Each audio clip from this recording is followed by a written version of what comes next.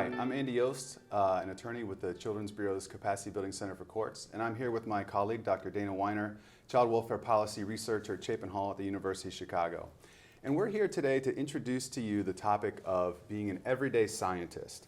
These are two words that you might not hear that often in your normal day-to-day life, everyday and scientist. Normally when we think about science or scientists, they're sort of austere folks, maybe not the kind of person you want to have at a Christmas party. They're often some laboratory together, dressed in stark white outfits, and they're cooking up very kind of closed system experiments, experiments that give us interesting insights but are maybe hard to replicate in the quote-unquote real world. What we'd like to talk to you today about is the idea of being an everyday scientist. That is, bringing the scientific method out of the laboratory and into our professional environment. To get a sense of what that actually means, being an everyday scientist, we're going to hear from Dr. Dana Weiner. So we think an everyday scientist is someone who is naturally curious about who they're serving, what that population needs, what interventions might be helpful, and why those things might work or not work. We also think an everyday scientist is resourceful and creative in thinking about what data and information and methods might be available to them to answer some of those questions. And third, we think everyday scientists are experimentally minded, willing to take risks and test theories, and possibly learn some unexpected things. So the person that you just described, to me, sounds like a pretty intelligent person. And in some ways, it might even sound intimidating to say, oh, I need to cultivate inquiry inside myself. But as I listen to you talk, what I actually think I heard you say is we do this just in our normal lives. So for example, let's say I'm gardening and I have some tomato plants that just won't grow, or the tomatoes are green but they won't turn red. The everyday scientist in me says, well, why aren't they turning red, right? What's the problem that I have in front of me? And then I start to hypothesize ideas about why they might not be turning red. Maybe they're getting too much water. Maybe they're getting too little water. Maybe there's some bugs that are eating them before they have a chance to turn red. The point is that I have a number of theories about what might actually be causing the problem. Those are the first couple steps in a scientific method. Third, I might say to myself, well, I'm going to do something about it, right? I'm going to spray, I won't actually, my tomatoes are going to be delicious, but someone might spray pesticides on their tomatoes, or they might water them more, water them less. In other words, they have an intervention and they see whether or not what they do actually affects the change that they want. And then of course they watch to see whether or not the tomatoes actually turn red. So there's this kind of evaluation of whether or not your intervention actually worked. Exactly. So if this sounds good or interesting, how can people become everyday scientists? And we've talked a lot about this and how people might kind of evolve to be everyday scientists. So some of the things we've talked about are this idea of cultivating inquiry, thinking in terms of questions and articulating those questions and making them explicit so that you can go about answering them. So developing questions that can be answered using data and evidence, identifying reliable and valid data sources that can be put to answering those questions, and also understanding the potential action implications of what you might learn. So one of the questions we often pose as researchers is, what would you do if you knew?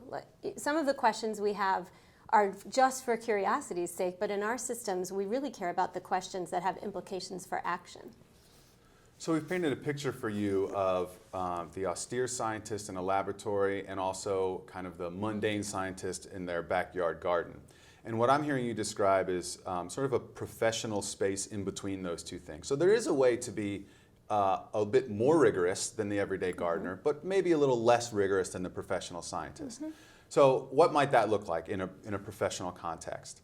Let's imagine, just for the sake of the conversation, that you're an attorney, that you're a children's attorney.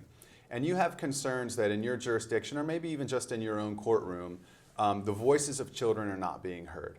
What would you do as an everyday scientist to evaluate whether or not that's a problem and then do something about that problem? Well, the first thing that you'd want to do is decide whether or not the data lines up with the problem that you think is actually going on. And that doesn't have to be anything highly technical or sophisticated. Just get out a piece of paper, a tally sheet. Every time you go into court, write down the day that you're in court and whether or not your child client was present or a child client was present. And if they were, whether or not the judge asked them what they thought, whether or not their voice was heard. And pretty soon what you'll see is that you have a rough and ready set of data that you can use to determine whether or not your theory actually lines up with what's happening in practice. Now let's imagine that it is the case that children's voices are not being heard in your jurisdiction or in your particular courtroom. What's the everyday scientist do next? Well, they come up with an intervention. They come up with some idea or some strategy that they might implement to affect the change that they want. So in this case, you could do a couple of things. You could either make sure that each time you come to court, you're prepared to articulate what the child's client wishes are, or you could actually bring the kid to court if it's appropriate. And then watch and see what happens. This is the next step in the everyday scientific method. Watch and see what happens. Does the judge address the child client? Does the judge make different decisions based on the fact that the child client was there? How do the other parties' behavior change? So the idea is that you watch to see whether or not any change actually happens as a result of your intervention. And of course, whether it does or doesn't is going to matter, and you can adapt or tinker with your intervention to try to get the change that you want. But that's just an example of kind of being in between the rigorous sense of science that we normally think of and maybe the looser sense of science that we were thinking of as gardeners. Absolutely. And what Andy's just described is a plan, do, study, act cycle, which is a small test of change that you can incorporate into your everyday work or everyday life. It involves the third thing that we think you need to do to become an everyday scientist, which is to have a hearty interaction with data and evidence. And that means both consuming data and evidence, but also producing data and evidence responsibly.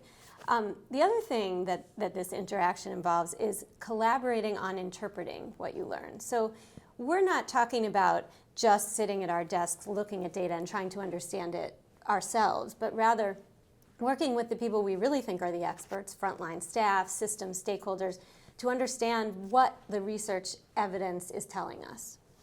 So inherent in this hearty interaction with data and everything we're describing really are some challenges that you're likely to face. So we felt like it would be only fair to talk you through what we think you might expect that might be a little bit more challenging in your everyday scientist endeavor.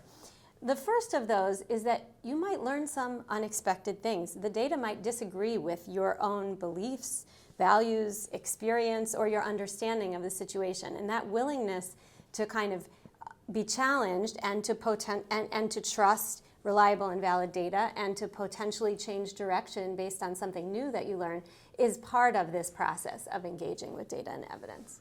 Even if the data that you have is not disagreeable, in other words, if the data does confirm what you think is the case, it may be the case that the data you have, despite its strength, isn't clean data or comprehensive data. In other words, it has gaps. Every data set is going to reveal some truth and at the same time conceal some truth. So the diligent everyday scientist is aware of this fact, and whenever they realize that there's a gap in the data that they have, you don't stop there. You just go out and collect some more data and continue to add context and sort of collateral information, supplemental information to really understand what's going on. Absolutely. And the word that's coming to mind is patience. I think this everyday scientist thing requires a lot of patience. Also because we work in big, complicated systems. And the transformation of those systems, or even the implementation of small changes in response to the evidence that we are interpreting, can be slow and complicated and incomplete.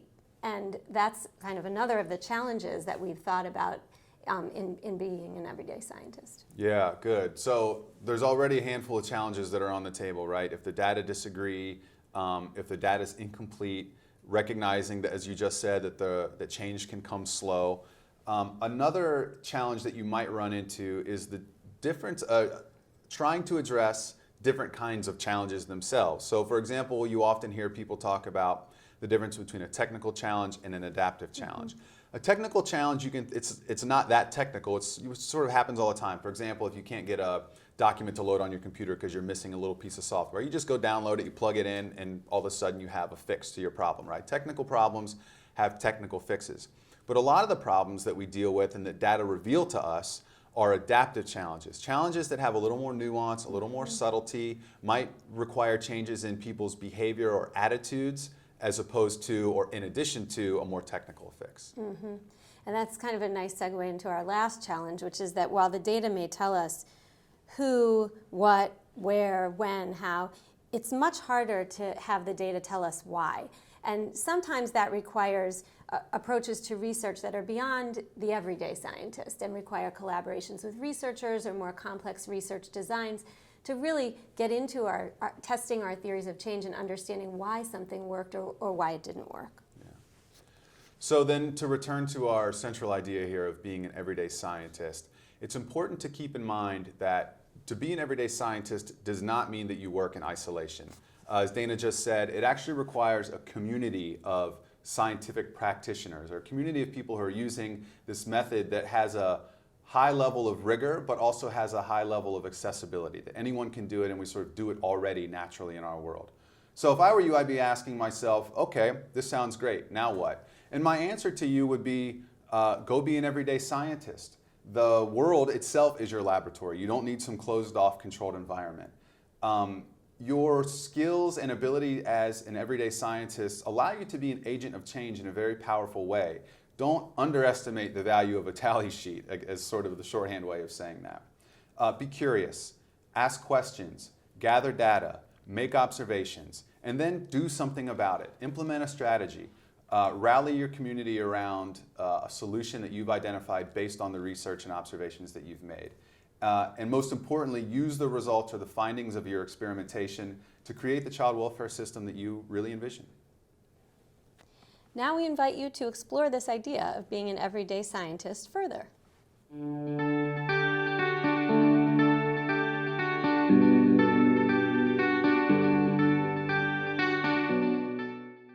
Hello, I'm Christine Kiesel. I'm an attorney and I'm a contractor for the Federal Children's Bureau. I work within the CFSR unit supporting legal and judicial integration into the Child and Family Services Review and child welfare policy more broadly. I, along with my colleague Dr. Andy Yost, are going to be talking to you today about becoming a workforce of everyday scientists. Now, before you go away, we are talking to you lawyers. We're talking to you judges. This is actually a very exciting presentation for you. It's very impactful and powerful. And we're going to talk to you about what it means to be an everyday scientist when you're a lawyer or a judge. We're going to talk to you about identifying a problems that you see every day in your courtroom, making sure that that problem really exists the way that you think it does, believing that there's something that you can do about it, figuring out what that thing is, and it could be multiple things, then going ahead and trying it out, and then tracking it to see if it made a difference. And if it did, we're going to talk to you about sharing it and implementing it broadly. What we want to stress is that we don't need you to wait for evidence-based interventions. We know that they're few and far between in the legal and judicial communities, and we want you to know that you are making differences. We know that you're doing innovative work every day, and we know that you can do more, and we want you to do it in a planful way. So let me outline our session for you a little bit. We're going to be using a Plan, Do, Study, Act model. We're going to introduce you to the concepts in that model, and we're going to guide you through an exercise to get you to start thinking about engaging in this work and making positive changes around you. There's a worksheet that you can access in the handout window. It's called Guided Thought Experiment Worksheet. That's going to be used throughout the exercise, and we'd ask you to access that now. While you're doing that, I'm going to turn it over to Dr. Yost to start talking about the tenets of Plan, Do, Study, Act. So, as an attorney, when I first heard the phrase everyday scientist, I was really unsure what those vague words could mean. I mean, obviously I know what science is and I know what the word everyday means, but I hadn't really thought about putting them together in terms of my own practice. When I think of scientists, I think about some kind of austere, nerdy type, closed off in an environment, doing some kind of experiment that is really hard to reproduce. I didn't think about how I could actually do that sort of stuff in my own practice, whether I'm representing clients or I'm working on system reform. But as I read more about this and I had conversations with my colleagues, I started to see that the practice of everyday science really isn't that much of it's not a monumental shift in terms of how we do things every day. The way I see it, there are four things that an everyday scientist does in terms of their method. The first thing is we observe problems. We identify a problem. So we scan the environment, whether it's your courtroom or it's the office out of which you practice, or it's the policy group that you're working with, and you look for problems that are in the environment. What do problems look like? They look like issues that manifest or show up in data. So you pull data, you scan the data, you analyze the data, you dig deep into it in order to identify a problem. That's the first thing that an everyday scientist does. Now, just very practically speaking, if I'm an attorney practicing in a jurisdiction or in a courtroom, I might say to myself, well, I don't have any access to data. But because it's everyday science, you can collect your own data by pulling out a tally sheet or reviewing your own case files to see how many times a certain issue or behavior occurs or doesn't occur when you're looking for that problem. So the first thing is to just look for a problem, observe the world around you. The second thing is to hypothesize. Good scientists come up with a theory, or maybe a more accurate way of putting it is they articulate what they think might be the root cause of a problem. So a root cause is not something technical, and by the way, there are rarely only one root cause. Usually there's literally like a tree root, there's a system of roots, right?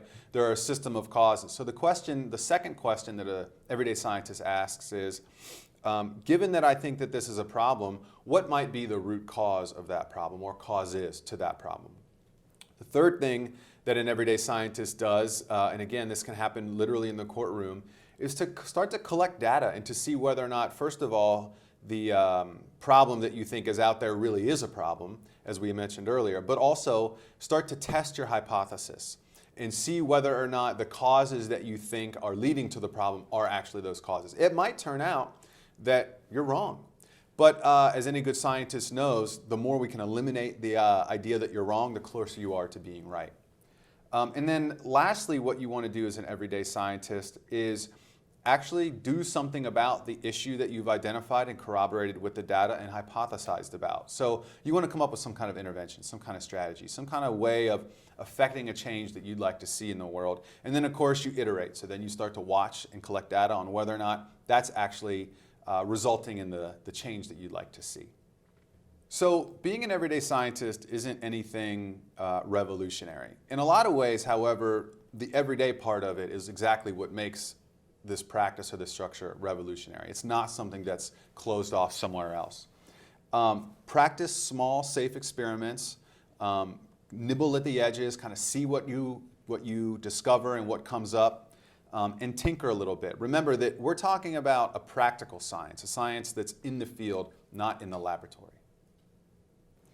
I totally agree with what you've said, especially the part about lawyers and judges already thinking about this in some respects, wanting to know what works, wanting to know how to achieve better outcomes for the parties in front of the judges or for their clients. I think it's a natural function. We're just kind of putting some steps to it. So let me give you a couple of concrete examples that I thought of as you were talking. In one court, I saw there was a problem they identified and that they were having multiple wasted court appearances. And it was primarily due to cases where there was substance use disorder and the clients were ordered to go for an evaluation and they weren't going and they were coming back to court and it was a wasted court appearance, besides the fact that the client wasn't getting any services that were deemed necessary. So the court took it upon themselves to do a little research to see whether that was really impacting their calendar. And they went through court files and they determined, yeah, there was a lot of time that was being wasted with these unnecessary court appearances. And so what they determined to do was to bring those evaluations into the courthouse so that people wouldn't get lost between the courthouse and the scheduled evaluation, and they would actually have that right on site, and the next appearance would be a meaningful one, and more importantly, if the person needed services, they were getting those more timely. So And how did things turn out? the experiment is ongoing, but for the most part, it has reduced the unnecessary appearances, and we are seeing more timely evaluations in that site. Another example to share with you is around youth attending court. So there was a very progressive court where attorneys were happy to bring their clients to court, and they were coming but they weren't being engaged at all. They were sitting, they were listening, they were asked at some point if they had anything to say, maybe there was a sentence spoke, but there was really not that level of engagement that both the attorneys for the children and the court wanted to see. So they brought people together to gather some qualitative analysis about why they think that's happening, including youth. And it was determined that a likely cause was that the youth were intimidated. They weren't spoken to until everybody had already talked about the case, they had used the jargon, there was a lot of information that happened, and then they were intimidated to speak up. So the intervention that was put in place there was that the judge was going to speak first to the child when they were there for their permanency hearings. And he addressed the child first every single time. And they saw that the youth opened up.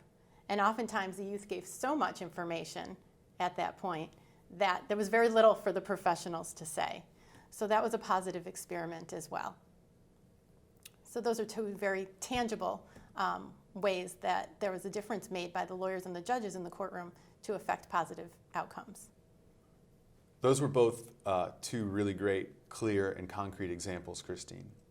What we'd like to do now is invite you to take a moment and consider your own practice in your own jurisdiction and identify just a handful of behaviors or practices that you think should change in your jurisdiction, or practices that you think should be going on but aren't, so something that's missing in your jurisdiction. Now, we're going to give you 2 minutes by yourself here in just a second to literally write down on that worksheet the issues that you're thinking of. But before you do, I want to add one little caveat to the invitation, and the caveat is this.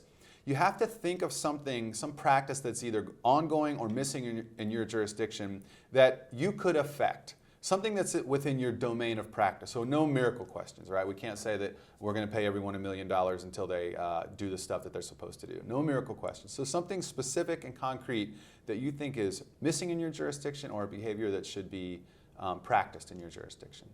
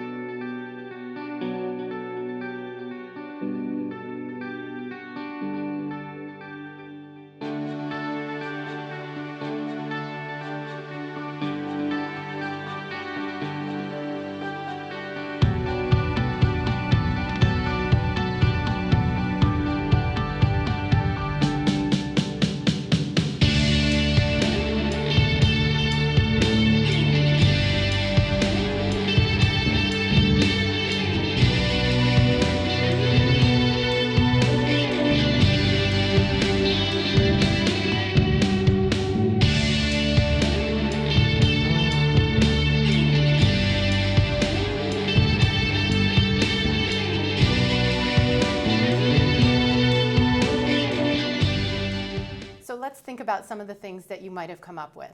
For judges, you might have said that there's not enough time on my docket to get all the cases in that I want to hear. You might have said, I'm frustrated that attorneys don't come as prepared as I would like to court, or that there's too many continuances that happen on my caseload.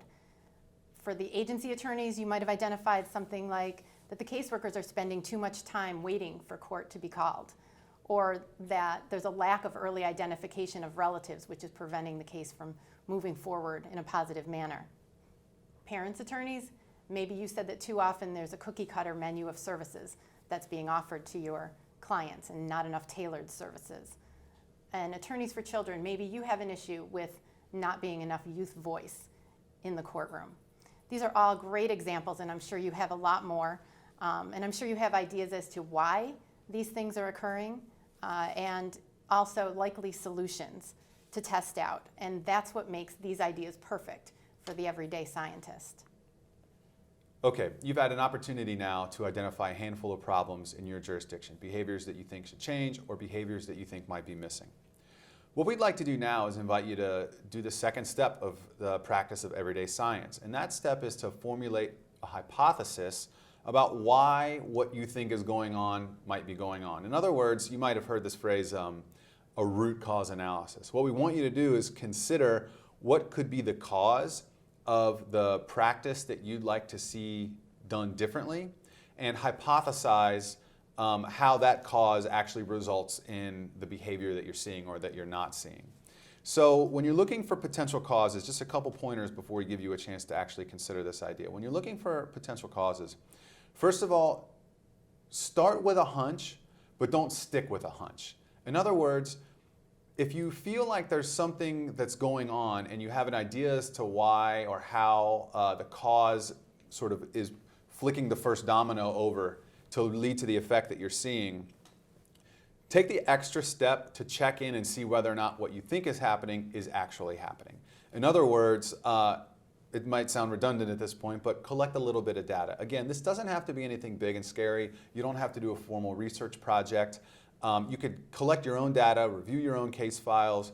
But if you're a systems person or judge, for example, you might also pool agency data or administrative data or case management system data. There are all kinds of data sources that are rich and that are around you. But try to corroborate your hypothesis with some kind of data. And we're going to touch on this data point multiple times throughout the process. Now what I'd invite you to do is take 2 minutes by yourself and choose one of the items on your list that you came up with in response to question number 1, circle it, and we're going to work on that problem in particular. And what I'd like you to do now is consider what the root causes might be to that problem. In other words, come up with a hypothesis as to why that behavior is or isn't happening in your jurisdiction.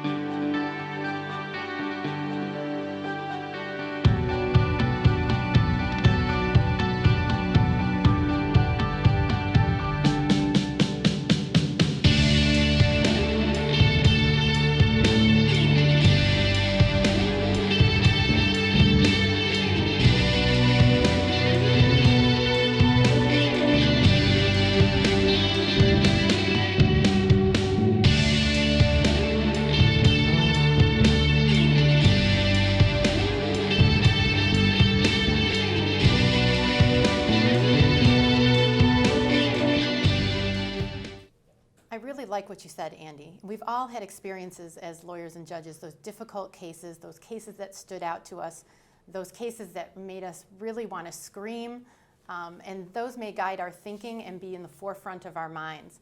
So I agree with you. I would say start there, but don't be blinded by that, because it could be that it's just there because it was so intense to you and may not reflect what the standard is for most cases that come before you or that you're hearing. I just wanted to offer a couple more tips as well about root cause analysis and thinking through the hypothesis. A lot of you have heard about the 5 whys, and so I wanted to loop back to that so that we know that we're talking about similar things. So it's taking that hunch, as Andy said, or that idea that sticks with you and asking, why is that happening? And you will likely have to ask that further. It's happening because, and there's probably a why under that. And until you can stop asking the question why, there's no more answers to that, you're probably onto something. So I think there's questions about whether that's truly a root cause or not, but it's something. It's something to take with you, and it's something to think about and how to address it. And in identifying what you want to change, I like to think about beginning sentences with if only. If only judges would consider ordering services that were specifically tailored to each family. If only youth were allowed to speak in court and not just attend and sit and watch. If only we had a process for attorneys to talk prior to coming into court to reduce those continuances. So if you're struggling with the what to do, you might want to start with an if only frame for that. So I just wanted to add that. But you also started talking about collecting the everyday data. How will you know if it's making a difference, right? And there's some ways that are super slick, high-tech ways, and there are just as effective low-tech ways. And I think that's really important because you may be in very different places. Your organization, your court, you may be an individual attorney that doesn't have access to a complete data system or tracking those things. And that's okay. Sometimes we do have that whiz-bang data collection system, and we can just add a field to what they collect, and then we can run reports, and we can get that information out. And sometimes we don't. Sometimes it's going to be someone in the courtroom, a lawyer, a court clerk, somebody in that courtroom tracking manually what's happening in a case. So let's think of an example of that from before, when I talked about wanting the youth to be more engaged in court and changing when they speak to the child. You could have 2 columns, right? You could have youth came to court where they were spoken to first, and they engaged, and they didn't engage. Now, what you have to do is you really have to define what you mean by engagement in order to be accurate, and everybody needs to understand and have the same shared meaning of what engagement is. But literally, somebody could be saying they were engaged, they weren't engaged, by talking to the child first. And then you look at the end of a month, and you see what the impact was. So it doesn't have to be all high-tech all the time. Sometimes you can look at administrative data. There's AFCARs out there, or the Child Welfare Agency has data. Sometimes attorneys groups have data. Sometimes CASAs have data. Community partners that are involved with the court proceedings have data. You should look to see what people have. It's my experience that we don't always know what data is out there other than what we collect ourselves. There can be a review of a sample of case files. Agencies, courts, attorneys, again, can look through those files and they can tell you information. And one of my very favorite data collection tools, you can also engage in court observation as a useful tool. And I know the CIPs out there, that's a very familiar process to all of you. My point is there's a lot of ways to get at it, and you might just get stuck there before you say, I don't know that we have that, or I wouldn't know how to track that. And that's okay. That's all right, because there's people that can help you with that. But the important thing to take away is that we must use the data. We must inform ourselves of how these interventions are working, and everybody really wants to know.